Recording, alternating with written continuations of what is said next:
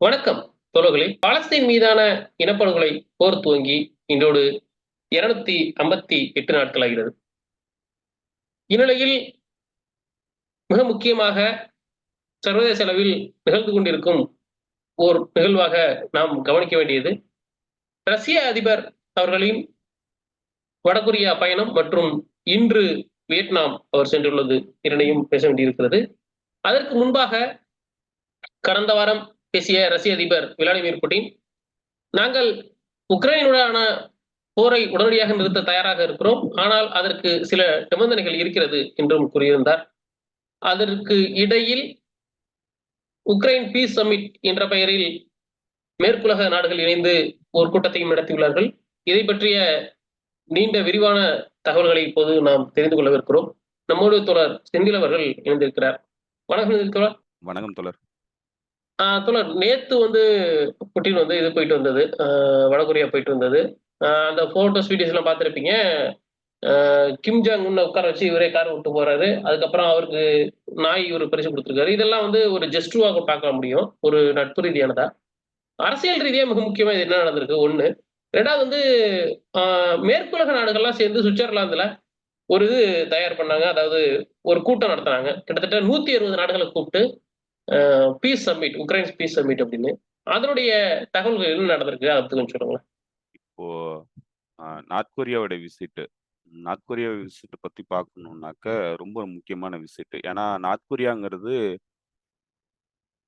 கிட்டத்தட்ட ஒரு 90கள்ல இருந்து தொடங்கி 90கள்ல இருந்து உலகத்துல ஐசோலேட் பண்ணப்பட்ட ஒரு நாடு. எந்தவித வர்த்தக தொடர்புல இருந்து எதுவுமே பண்ண முடியாத ஒரு சூழ்நிலையில தனித்து விடப்பட்ட நாடு. எந்தவித ஜஸ்டிபிகேஷனும் கிடையாது அதுக்கு. இது அமெரிக்காங்கிற ஒரு நாட்டினுடைய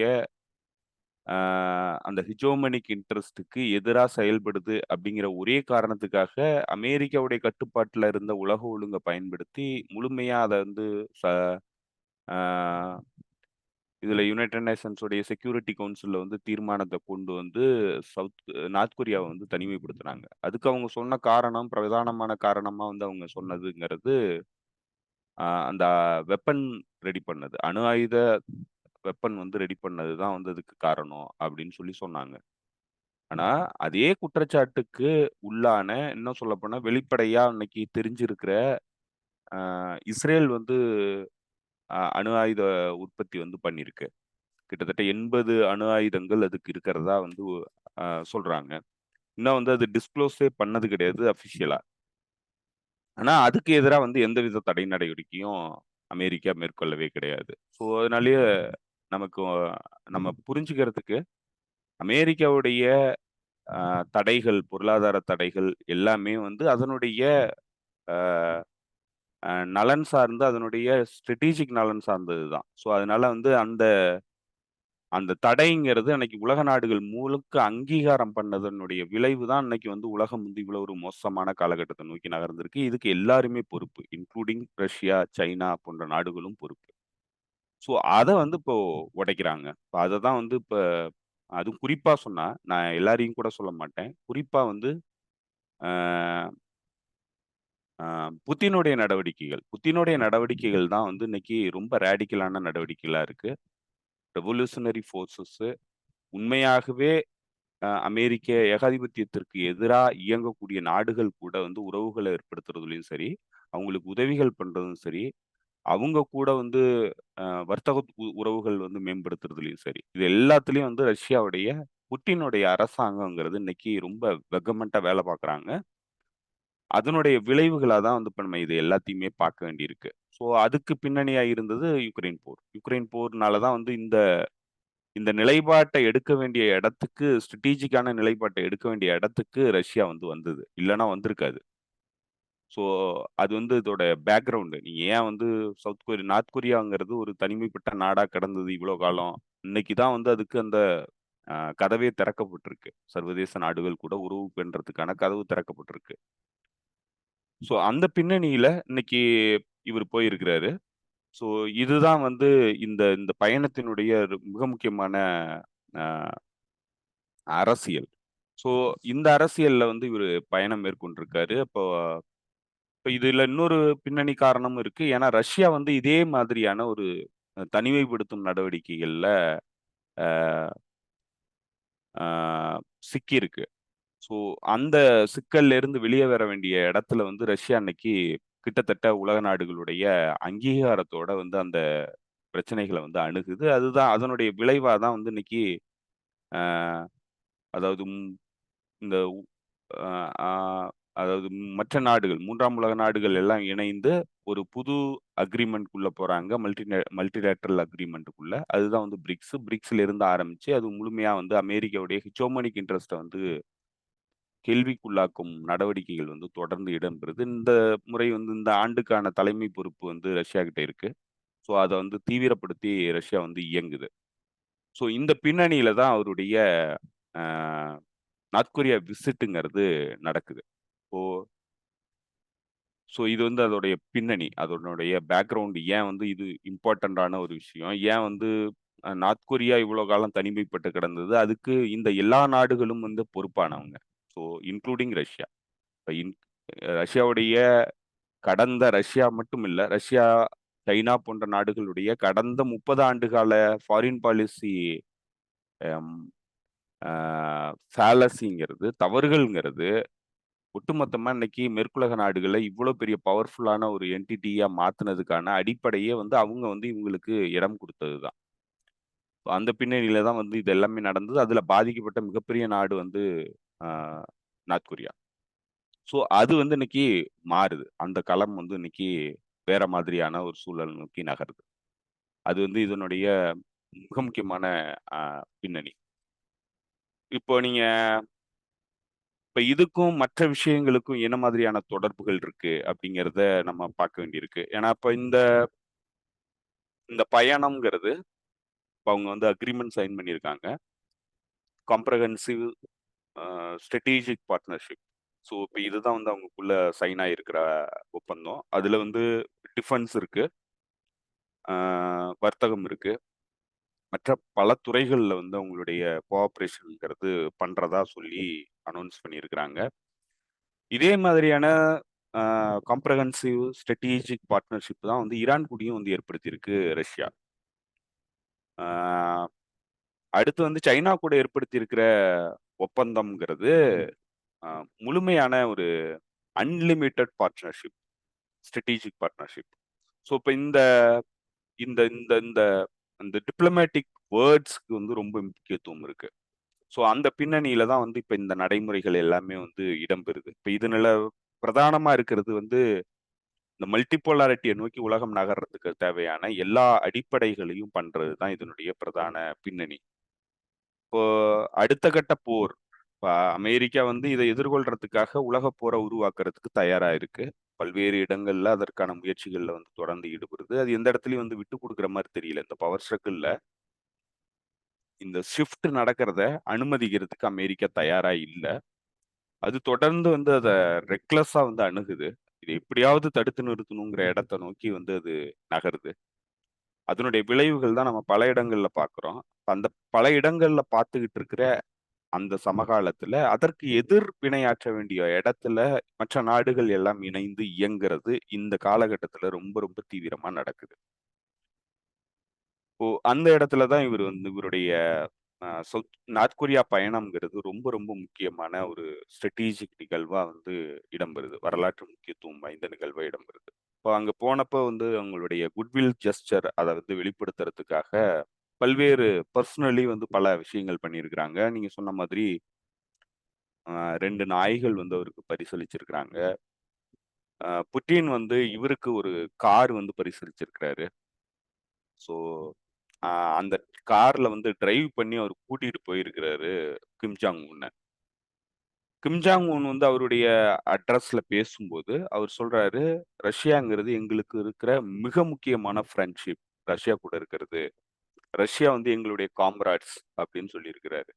ஸோ அந்த அளவுக்கு வந்து இவங்களுடைய அந்த அ உறவுகள்ங்கிறது ரொம்ப ரொம்ப நெருக்கமான உறவுகள் அப்படிங்கிற இடத்துக்கு போயிருக்கு. இப்ப இதுல இந்த இந்த இந்த காம்ப்ரஹென்சிவ் ஸ்ட்ராடஜிக் பார்ட்னர்ஷிப்ல என்னென்ன விஷயங்கள் வந்து அவங்க முக்கியமா பேசியிருக்கிறாங்கன்னா, ஆயுத உதவிகள் போர்க்காலத்துல ஆ கான்ஃப்ளிக்ட் டயத்துல ஆயுத உதவிகள் பண்றதற்கான எல்லா ஷரத்துகளும் இந்த தீர்மானத்துல அவங்க போட்டிருக்கிறாங்க. இப்ப அதுல வந்து அவங்க சொல்லியிருக்கிறாங்க, ரஷ்யாவுக்கு எதிரான மேற்குலக நாடுகளுடைய போர்கள்ங்கிறது, அதுக்கு என்னென்ன உதவிகள் தேவைப்படுதோ ராணுவ ரீதியா, அத வந்து நார்த் கொரியா உதவி பண்ணும். நார்த் கொரியாவுக்கு எதிரான போருக்கு ரஷ்யா வந்து முழுமையா வந்து ஆயுத உதவி பண்ணும். இப்ப இதுதான் வந்து அங்க இருக்கிற பிரதானமான ராணுவ ரீதியான ஒப்பந்தம். ஸோ இது வந்து இப்ப நடந்திருக்கு. இப்ப அத முடிச்சுட்டு அவரு வந்து இதுக்கு போயிருக்கிறாரு. வியட்நாம் போயிருக்கிறாரு. வியட்நாம்ல வந்து அவங்க அணு உலை ஏற்படுத்துறதுக்கான ஒப்பந்தம் போடுறாங்க. ஒரு அணு உலை வந்து கட்டிக் குடுக்கறதுக்கு. இன்னும் பல்வேறு விதமான உடன்பாடுகள், வர்த்தக ரீதியான உடன்பாடுகள் வந்து அவங்க போடுறாங்க. இப்ப ரஷ்யா வந்து கம்ப்ளீட்டா மேற்கு மேற்கு கூட உறவு மேம்படுத்தி தன்னுடைய பொருளாதாரத்த வளர்க்கணும்னு சொல்லி முயற்சி பண்ண, கடந்த 30 ஆண்டு கால ஸ்ட்ராட்டஜி வந்து கம்ப்ளீட் தோல்விங்கிறத உணர்ந்து, இன்னைக்கு கிழக்குலக நாடுகள் கூட, மற்ற நாடுகள் கூட, லத்தீன் அமெரிக்க நாடுகள் கூட தன்னுடைய உறவுகள வச்சு, அதன் மூலமா தான் தன்ன வந்து வலுப்படுத்த முடியும். அப்படிங்கிறதுல ரொம்ப தெளிவா இருக்கிறாங்க. அததான் வந்து அவங்களுடைய ஸ்ட்ராட்டஜியா வைக்கிறாங்க. அததான் ஈரான் வந்து அவங்களுடைய ஸ்ட்ராட்டஜியா வைக்குது. அததான் வெனிசூலா அவங்களுடைய ஸ்ட்ராட்டஜியா வைக்குது. அதுதான் இன்னைக்கு சைனாவும் அந்த ஸ்ட்ராட்டஜி எடுக்க வேண்டிய கட்டாயத்துக்கு தள்ளப்பட்டிருக்கு. சைனா வந்து விருப்பப்பட்டு பண்ணல. அந்த கட்டாயத்துல சைனா இருக்கு. அதனால சைனா வந்து அத நோக்கி நகர வேண்டிய காலகட்டம் வந்திருக்கு. இப்ப சைனாவும் அந்த காலகட்டத்த நோக்கி வந்துருச்சுன்னா, ஹெஜோமனிக் பவர்ங்கிறது அமெரிக்க கையில இருந்து கம்ப்ளீட்டா போகுங்கிறது தவிர்க்கவே முடியாது. ஸோ, இப்ப அந்த இடத்துல வந்து இது வந்து வரலாறுல ரொம்ப முக்கியமான ஒரு நிகழ்வு. இப்ப நீங்க இப்ப இது இது ஏன் வந்து இந்த பயணம் வந்து இப்ப ஏற்பட்டுச்சு அப்படிங்கிறதுக்கான ஒரு பிரதான ஏன் அந்த அளவுக்கு முக்கியத்துவம் இருக்கு. இது வந்து பிளான் பண்ணது முன்னாடியே பண்ணியிருப்பாங்க. ஆனா, இந்த அளவுக்கு முக்கியத்துவம் இப்ப குடுக்கப்படுறதுக்கான பிரதான காரணம் என்ன? எதனால இந்த அளவுக்கு அந்த ஜெஸ்டர்ஸ் குட்வில் ஜெஸ்டர்ஸ்ங்கிறத வந்து எதுக்காக இப்படி காமிச்சாங்க? அப்படிங்கிறது ரொம்ப ரொம்ப முக்கியமானது. ஸோ, அந்த பின்னணியில இப்ப நடக்கிற போர், அடுத்த உலக ஒழுங்கு மாற்றத்திற்கான தேவை, அதுக்கு ரஷ்யா வச்சிருக்கிற பிளானு, பிரிக்ஸு, எஸ்சிஓ அதாவது ஷாங்காய் கார்ப்பரேஷன் ஆர்கனைசேஷன்ஸ், அதேபோல வந்து யூரோஏசியன் எக்கனாமிக் யூனியன் அப்படின்னு சொல்ற ஒரு அமைப்பு, இன்னும் பல்வேறு அமைப்புகள் இருக்கு. இப்ப இந்த அமைப்புகள் எல்லாமே இன்ஸ்டிடியூஷனல் அமைப்புகள். இது எல்லாமே வந்து மல்டிபோலாரிட்டி வேர்ல்ட வந்து உருவாக்குறதுக்கான, குளோபல் ஆர்டர் உருவாக்குறதுக்கான கீ இன்ஸ்டிடியூஷன்ஸ். இப்ப இந்த இன்ஸ்டிடியூஷன்ஸ் உடைய டெவலப்மெண்ட்ங்கிறது ரொம்ப ரொம்ப அவசியமானதா இருக்கு. அத நோக்கி தான் வந்து ரஷ்யாவுடைய பாலிசிங்கிறது, ஃபாரின் பாலிசிங்கிறது கம்ப்ளீட்டா டிசைன் பண்றாங்க. ஸோ அந்த பின்னணியில தான் வந்து இந்த பயணங்கள் வந்து முக்கியத்துவம் பெறுது. அதே நேரத்துல அடுத்து நடக்கப் போற ஆபத்துகளுக்கு ஒரு சகிம்சையா வந்து இந்த பயணங்கள் வந்து நமக்கு பார்க்கக்கூடிய சூழ்நிலை இருக்கு. ஏன்னா அந்த அளவுக்கு மோசமான காலகட்டம்ங்கிறது எவ்ரி டே வந்து டெவலப் ஆயிட்டே வருது.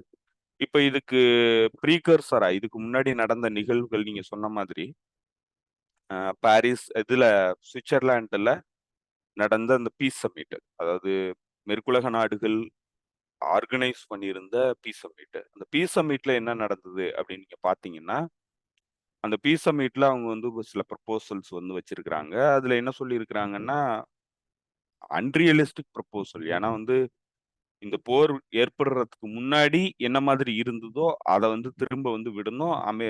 ரஷ்யா வந்து இத விட்டு கம்ப்ளீட்டா வந்து தன்னுடைய துருப்புகள வாபஸ் வாங்கணும். அப்படிங்கிறது தான் அவங்க வச்சிருக்கிற ப்ரொபோசல். அது எந்த வகையிலயும் வந்து அக்செப்டபிள் கிடையாது. ஏன்னா ரஷ்யா வந்து ஏன் இந்த போர தொடுத்ததுன்னா, அதுக்கு பிரதான காரணங்கள்ங்கிறது பல காரணங்கள் இருந்ததுனாலும், மிக முக்கியமான காரணங்கிறது நேட்டோ எக்ஸ்பான்ஷன் தான். நேட்டோக்குள்ள யுக்ரைன் போகக்கூடாதுங்கிறது தான் அதனுடைய பிரைமரியான எய்ம்.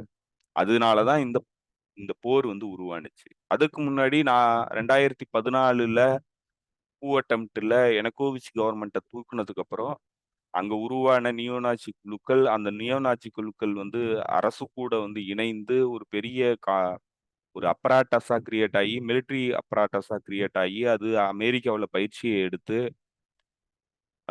அங்க வந்து டான்பாஸ் பகுதியில அந்த மக்கள் ரஷ்ய மொழி பேசுற மக்கள வந்து ஒடுக்குமுறைக்கு உள்படுத்த ஆரம்பிச்சதுக்கு அப்புறம் வந்து ரஷ்ய மக்கள் அந்த பகுதியினுடைய மக்கள் வந்து தங்களுக்கான சுயநிர்ணய உரிமை வேண்டும் அப்படின்னு சொல்லி கேட்டாய்ங்க. ஸோ அதன் பின்னணியில சிவில் வார் வந்து உருவானுச்சு. பெரிய இனப்படுகொலையே நடைபெற்றுச்சு. ரஷ்ய மொழி பேசுற மக்களுக்கு எதிரா வந்து யுக்ரைனிய அரசும், நியோநாசி குழுக்களும் இணைந்து இனப்படுகொலையில ஈடுபட்டாங்க. அத தடுக்க வேண்டிய இடத்துல தான் வந்து மின்ஸ்க் ஒப்பந்தம் வந்து கையெழுத்தானுச்சு. மின்ஸ்க் ஒப்பந்தம் வந்து அந்த அது ஒரு ட்ரஸ்ட்வொர்த்தி கேரண்டர் வந்து இல்ல. ஆக்சுவலா பார்த்தீங்கன்னாக்கா, அதுக்கு உத்தரவாதம் குடுத்திருந்தது அ பிரான்ஸும், ஜெர்மனியும். ஆனா பிரான்ஸும், ஜெர்மனியும் வந்து உண்மையா நடந்துக்கல. அத வந்து சபட்டாஜ் பண்ணாங்க. கம்ப்ளீட்டா அதோடைய பங்ஷனாலிட்டி வந்து செயல்பட விடாம தடுக்கிற வேலையில அமெரிக்கா மறைமுகமா ஈடுபட்டுச்சு. அமெரிக்காவுடைய வெளியுறவுத்துறை வந்து ஈடுபட்டுச்சு. சிஐஏ ஈடுபட்டுச்சு. அதையெல்லாம் வந்து அவங்க எதையுமே கண்டுக்கல. அப்புறம் தான் கடைசியா சொன்னாங்க, அது வந்து சும்மா நாங்க யுக்ரைன வந்து ஆர்ம் பண்றதுக்காக தான் வந்து அந்த ஒப்பந்தத்த வந்து போட்டோம். அது வந்து உண்மை கிடையாது அப்படின்னு. ஸோ அங்க தான் வந்து புட்டின் மேற்குலக நாடுகளுடைய பொய்கள் என்ன? அவங்க என்ன மாரியான கிளண்டஸ்டைனான நடவடிக்கைகள்ல ஈடுபடுறாங்க? அவங்கள நம்பவே முடியாத ஒரு ஒரு நபர்களா இருக்கிறாங்கங்கிறத உணர்ந்து தான் அவருடைய பாலிசிய வந்து கம்ப்ளீட்டா ஷிஃப்ட் பண்றாரு.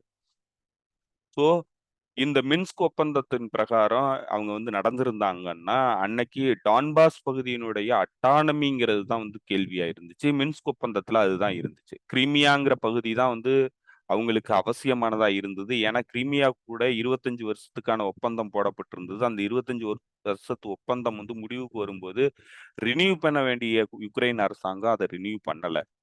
ஸோ அப்படி பண்ணாத போது, ரஷ்யாவுக்கு இருந்த மிக முக்கியமான ஸ்ட்ராடஜிக் துறைமுகமா இருக்கிற செவஸ்தோபோல்ங்கிறது அவங்களுக்கு மிக மிக அவசியமானது ராணுவ ரீதியா, வர்த்தக ரீதியா. ஸோ அத வந்து குடுக்கலங்கிறதுக்கு அப்புறம் வந்து அது அங்க இருக்கிற மக்களும் வந்து பெரும்பான்மை ரஷ்ய மொழி பேசுற மக்கள். இன்னும் சொல்லப்போனா அது அதாவது ஹிஸ்டாரிக்கலி வந்து ரஷ்யாவுடைய பிரதேசம். யுக்ரைனுக்கு வழங்கப்பட்ட ஒரு பிரதேசம். அதே மாரி தான் டான்பாஸ் பகுதியில டொனெஸ்க், லுகான்ஸ்க், ஆ செப்பரேசியா ரீஜியன், கர்சோன் ரீஜன். இது எல்லாமே ரஷ்யாவுடைய மதர்லேண்ட். ரஷ்யாவுடைய வரலாற்று பூர்வமா ரஷ்யாவுல இருந்த பகுதிகள். அது எல்லாமே வந்து சோவியத் யூனியன் காலத்துல யுக்ரைனுக்கு வழங்கப்பட்டுச்சு. அததான் வந்து திரும்ப யுக்ரைனுடைய கண்ட்ரோலுக்கு கொண்டு வந்துட்டாங்க அவங்களுடைய விடுதலைக்கு பிறகு. ஆனா, இந்த ஸ்ட்ராடஜிக் இம்பார்ட்டன்டான இந்த இந்த துறைமுகம்ங்கிறது ரஷ்யாவுக்கு வந்து அவசியமானது. அத வந்து எந்த காலத்திலயும் வந்து நாங்க வேற யாருக்கும் குடுக்க மாட்டோங்கிறது தான் பேச்சு. ஆனா, அத வந்து குடுக்கறதுக்கான முயற்சியில வந்து அவங்க ஈடுபட்டாங்க. நேட்டோவ வந்து இங்க கொண்டு வந்து நிறுத்துறதுக்கான முயற்சியில ஈடுபட்டாங்க. அந்த இடத்துல அவங்களுடைய அந்த ஸ்ட்ராட்டஜிங்கிறது ரொம்ப ரொம்ப அவசியமான அந்த துறைமுகத்த வந்து தங்களுடைய கையில எடுக்க வேண்டியிருந்தது. அதனால கிரீமியாவ வந்து ஓட்டெடுப்பு நடத்தி தங்க கூட வந்து இணைச்சுட்டாங்க. அப்ப கிரீமியாங்கிறது அவசியமானதா இருந்தது. அதனால எடுத்துட்டாங்க. டான்பாஸ்ல இருந்த 2 பகுதிகள். அது வந்து டொனெஸ்க், லுகான்ஸ்க். அங்க வந்து செல்ஃப் டிட்டர்மினேஷன் குடுக்குங்க அவங்களுக்கு. அட்டானமி ஸ்டேட்டா வந்து ஃபங்ஷன் ஆகட்டும். அது வந்து யுக்ரைன்லயே இருந்தாலும் பரவால்ல. அட்டானமியா ஃபங்ஷன் ஆகட்டும். அப்படிங்கிறது தான் மின்ஸ்குடைய மிக முக்கியமான அ சரத்து. அத ஒத்துக்கிட்ட யுக்ரைனியன் அரசாங்கம் செயல்பட விடாம அமெரிக்கா தடுத்துச்சு. மேற்குலக நாடுகள் அதுக்கு உதவி பண்ணாங்க. அதனால அது வந்து அ முழுமையா வந்து செயல்பட முடியாம போச்சு. அதுதான் கடைசியா 2022ல எஸ்எம்ஓவா உருவானுச்சு. ஸ்பெஷல் மிலிட்டரி ஆப்பரேஷனா. ஸோ இந்த இனப்படுகொலை போர், அந்த உள்நாட்டு யுத்தம்ங்கிறது உருவாகி, கடைசியா இந்த 2022 போர் உருவான உடனே, ரஷ்யா வந்து அந்த மக்களுக்கு பாதுகாப்பு குடுத்து, டான்பாஸ் பகுதியில இருந்த லுகான்ஸ்க், டொனெஸ்க வந்து அ ரெஃபரண்டம் போட்டு, ரெஃபரண்டத்துல வந்து அவங்க வந்து தனி அ ஆ குடியரசுகளா வந்து அங்கீகாரம் பண்ணாங்க. அதுக்கப்புறம் திரும்ப வந்து அவங்க ரெஃபரண்டம் பண்ணி ரஷ்யா கூட இணையறதா சொல்லியிருக்கிறாங்க. இன்னும் முழுமையா வந்து இணைக்கல. இப்ப இந்த இடத்துல தான் அவருடைய பீஸ் ப்ரொபோசல் வந்து வைக்கிறாரு. இப்ப இத வந்து யுக்ரைன் தரப்பு வந்து என்ன சொல்லுதுன்னா, "இது எதையுமே பண்ணக்கூடாது. நீங்க வந்து வெளியேறுங்க." அப்படிங்கிறது தான் அவங்க வச்சிருக்கிற அ இது. அத அக்ரி பண்ண வேண்டிய இடத்துல, பல நாடுகள் வந்து அந்த பீஸ் பிளான்ல அந்த பீஸ் மீட்டிங்க்லயே போகல. ஏன்னா குறிப்பா வந்து சைனா போகல. சைனாவ தான் வந்து அவங்க எதிர்பார்த்தாங்க. சைனா போகல. ஏன்னா ரஷ்யாவுக்கு அழைப்பு விடுக்கப்படல. ஒரு பீஸ் டீல் மேக் பண்ணும்போது, எதிரி நாட்டுக்கு அழைப்பே விடுக்காம எப்படி பீஸ உருவாக்க முடியும்? ஸோ அந்த இடத்துல அது வந்து ஒரு ஒரு அ தவறான ஒரு நடவடிக்கை. அந்த நடவடிக்கைக்கு அவங்க வந்து ஒரு முக்கியத்துவம் குடுத்து, ஒரு புரபகண்டா பண்ணி, அது ஒரு பெரிய பீஸ் சம்மிட் அப்படிங்கிற அளவுக்கு வந்து அத கொண்டு போனாங்க. அதுல சைனா வந்து விலகிட்டாங்க. நாங்க போக முடியாதுன்னு. அங்க போய் கடைசியா வந்து இந்த ஸ்டேட்மெண்ட்டை சைன் பண்றப்போ பிரிக்ஸ் அமைப்புகள்ல இருக்கிற பிரிக்ஸ் அமைப்புல இருக்கிற 5 மிக முக்கிய நாடுகள் அந்த அக்ரிமெண்ட்டுக்கு சைன் பண்ணல. அந்த ஸ்டேட்மெண்ட்டுக்கே சைன் பண்ணாம வெளியேறினாங்க. India, Saudi Arabia, United Arab Emirates, South Africa, Brazil. இந்த 5 நாடுகளும் கையெழுத்து போடல. அப்ப அத பிளாக் பண்ணிட்டாங்க. அதனுடைய வேலிடிட்டிங்கிறது இல்லாம பண்ணிட்டாங்க. அது வந்து எந்தவித ஒரு வெயிட்டும் இல்லாத அளவுக்கு வந்து அந்த ஸ்டேட்மெண்ட்ங்கிறது போயிருச்சு. இது மேற்குலக நாடுகளுக்கு கிடைச்ச மிகப்பெரிய அடி. இப்ப இந்த அடி கிடைச்சதுக்கு அப்புறம் ரஷ்யாவுடைய தரப்புங்கிறது கம்ப்ளீட்டா தன்னுடைய ஸ்ட்ராட்டஜியை வந்து தீவிரப்படுத்த ஆரம்பிக்குது. மற்ற நாடுகளை சார்ந்து தன்னுடைய ஃபாரின் பாலிசி கம்ப்ளீட்டா மாத்தணும் அப்படிங்கிற இடத்தை நோக்கி ரஷ்யா நகருது. இப்போ இப்ப இந்த இந்த இந்த பிரச்சனை நடந்துகிட்டு இருக்கிற இந்த டயத்துல புட்டின் வந்து ஒரு மிக முக்கியமான 3 இன்டர்வியூ வந்து 3 பேச்சுகள் வந்து புட்டினோட பேச்சுகள் வந்து மிக முக்கியமானதா கருதப்படுது. அதுல முதல் தடவை அவர் வந்து சொன்னாரு, பீஸ் பிளான் வந்து ஒண்ணு குடுக்குறாரு. நான் வந்து இந்த போரை வந்து நிறுத்துறதுக்கு தயாரா இருக்கேன். இந்த பேச்சுவார்த்தையின் மூலமா இதற்கான தீர்வை எட்டணுங்கிறது தான் என்னுடைய நோக்கம். இந்த கான்ஃப்ளிக்ட்ங்கிறது எந்த முடிவும் இல்லாம அப்படியே போகக்கூடாது அப்படிங்கிற இடத்துல அவரு தன்னுடைய பீஸ் பிளான வந்து சொல்றாரு. பேச்சுவார்த்தைக்கான ப்ரீ கண்டிஷன்னு சொல்லி அவர் சொல்ற காரணங்கள் என்ன சொல்றாருன்னா, எதெல்லாம் வந்து கண்டிஷனா நாங்க வைக்கிறோம் அப்படிங்கிறத சொல்றாருன்னா, இந்த 4 பகுதிகள், இந்த 4 ரீஜியனு டான்பாஸ்ல இருக்கிற டொனஸ்க், லுகான்ஸ்க், செப்பரேசியா, கர்சோன் இந்த 4 மாகாணங்கள் ரஷ்யாவிலிருந்து யுக்ரைன்ல இணையும் போது எந்த அட்மினிஸ்ட்ரேட்டிவ் லைன்ல வந்து பிரிக்கப்பட்டிருந்துச்சோ அதிலிருந்து முழுமையா யுக்ரேனிய துருப்புகள் வெளியேறணும் அப்படிங்கிறது அவருடைய ஃபர்ஸ்ட் கண்டிஷன். அடுத்த கண்டிஷன் என்ன சொல்றாரு, நேட்டோ கூட போக மாட்டோங்கிறத அபிஷியலா எங்களுக்கு ரிட்டர்ன்ல கொடுக்கணும் அப்படின்றாரு.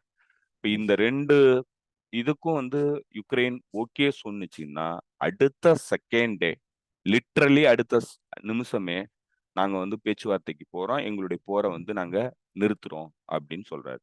இப்ப இது வந்து ரொம்ப ரொம்ப வேலிடான இது. ஏன்னா வந்து ரஷ்யா வந்து ஏன் இந்த போர் ஆரம்பிச்சதுங்கிறதுக்கான அடிப்படைகளே இங்க தான் இருக்கு. ஏன்னா இப்ப இங்க என்ன ப்ராப்ளம்னா, இந்த பகுதிங்கிறது ரஷ்யாவுடைய எல்லைப்புற பகுதிகள்.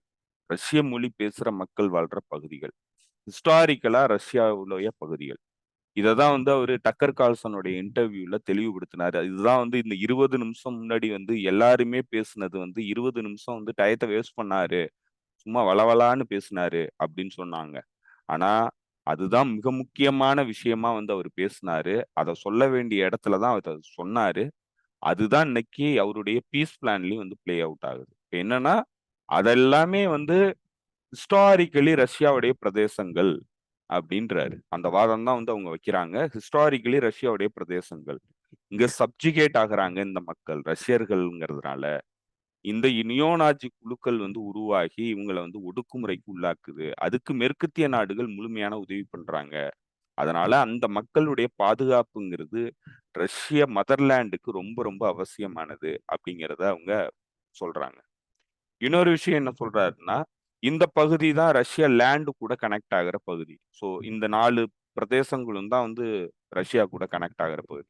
இந்த பகுதிக்குள்ள நேட்டோவுக்குள்ள இந்த நாடு போறேன்னு சொல்லி போச்சுன்னா, இத காரணமா வச்சு மேற்கத்திய துருப்புகள் இந்த பகுதியில ஏவுகணைகளை கொண்டு வந்து நிறுத்துறதுக்கான வாய்ப்பு இருக்கு. அதனால இந்த பகுதிய பஃபர் சோனா உருவாக்கணும். அதனால இந்த பகுதிங்கிறது உங்களுக்கு இனிமே கிடையாது அப்படிங்கிறது தான் அவர் சொல்றது. ஹிஸ்டாரிக்கலா ரஷ்யாவுடைய பகுதி. இன்னொன்னு இந்த பகுதிங்கிறது எல்லைப்புறத்துல இருக்கிற பகுதி. ஸோ அதனால இந்த பகுதியில நீங்க வரக்கூடாது அப்படிங்கிறது தான் அவருடைய லெஜிட்டிமேட்டான செக்யூரிட்டி கண்டிஷன். ஸோ அது வந்து அவசியமானதா நினைக்கிறாரு ரஷ்யாவுக்கு, அவங்களுடைய செக்யூரிட்டிக்கு. ஸோ அடுத்த 3வது ஒரு மிக முக்கியமான விஷயம் என்னன்னா, கிரீமியாவுக்கும் டான்பாஸ் ரஷ்யாவுக்கும் கனெக்ட் பண்றதுக்கான முழுமையான லேண்ட் பிரிட்ஜுங்கிறது அவங்களுக்கு தேவைப்படுது ஸ்ட்ராட்டஜிக்கலா. ஸோ அத வந்து செப்பரேசியா கர்சோனை சேர்த்து கிடைச்சா மட்டும்தான் அவங்க இந்த பகுதியில அவங்களுடைய பயணங்கள் வந்து பண்ண முடியும். லாஜிஸ்டிக்ஸா வந்து அதுல இயங்க முடியும். இதுல இடையில வந்து யுக்ரைன் இருந்ததுன்னா அவங்களுக்கு 2க்கும் டிஸ்கனெக்ஷன் ஆயிடும். அதனால மிகப்பெரிய சிக்கல், ஸ்ட்ராட்டஜிக் சிக்கல். அதே நேரத்துல அவங்களுடைய நேஷனல் செக்யூரிட்டிக்கும் மிகப்பெரிய சிக்கல். ஸோ அதுதான் வந்து அவங்களுடைய பிரதான டிமாண்டா இருக்கு இந்த சீஸ்ஃபயர் அக்ரிமெண்ட் ப்ரப்போசலை பொறுத்தளவுல. இப்ப இது வந்து வேலிடான ஆப்ஷன். ஏன்னா வந்து இது வந்து ஒரு மிகப்பெரிய அழிவை கொண்டு வரக்கூடிய அணு ஆயுத போரை தடுக்கிறதுக்கான மிக முக்கியமான ஒரு ப்ரப்போசலா நம்ம பார்க்க வேண்டியிருக்கு. இது வந்து உலகத்தையே அழிக்கக்கூடிய ஆபத்தை நோக்கி இந்த போர் வந்து நகர்த்துது. இது வந்து தொடரும் போது உலகத்தை அழிக்கிறதுக்கான எல்லா பாசிபிலிட்டியும் இருக்கு. ஸோ அதை வந்து தடுக்க வேண்டிய இடத்துல இன்னைக்கு களத்துல ராணுவ ரீதியா யுக்ரைன் வந்து மிகப்பெரிய தோல்வியை அடையும் போது, ராணுவ ரீதியா தோல்வி அடைகிற ஒரு நாடுங்கிறது ராணுவ ரீதியா வெற்றி அடைகிற நாட்டினுடைய டிமாண்டுக்கு ஒத்துக்கிட்டா மட்டும்தான் அந்த போர் நிற்கும். அதுதான் வந்து உலகத்தினுடைய அரசியல். அதுதான் வந்து இந்த ரியலிஸ்ட் வேர்ல்டுல வந்து நடக்கக்கூடியது. அதை வந்து ஏத்துக்கிட்டு அமைதியை வந்து உருவாக்கணும் அப்படின்னு மேற்குலக நாடுகளும் சரி, மற்ற நாடுகளும் சரி நினைச்சாங்கன்னா, அவங்க வந்து இந்த மாதிரி வந்து ரேஷனலா யோசிச்சாங்கன்னா, இந்த ப்ரப்போசல்ங்கிறது ஒரு நெகோசியேஷனுக்கு ஆரம்ப புள்ளியா இருக்கிறதுக்கான எல்லா வாய்ப்புகளும் இருக்கு. இது வந்து அவங்க சரியா பயன்படுத்தினாங்கன்னா, இந்த போரை வந்து முடிவுக்கு கொண்டு வரலாம். அந்த ஹாஸ்டிலிட்டியை வந்து கம்ப்ளீட்டா நிறுத்தலாம். ஆனா மேற்குலக நாடுகள் இதை வந்து தொடர்ந்து வந்து மறுக்கிறாங்க. அவங்களுக்கு இந்த பகுதியில ரஷ்யா கூட சண்டை போடணுங்கிறதுல தெளிவா இருக்கிறாங்க.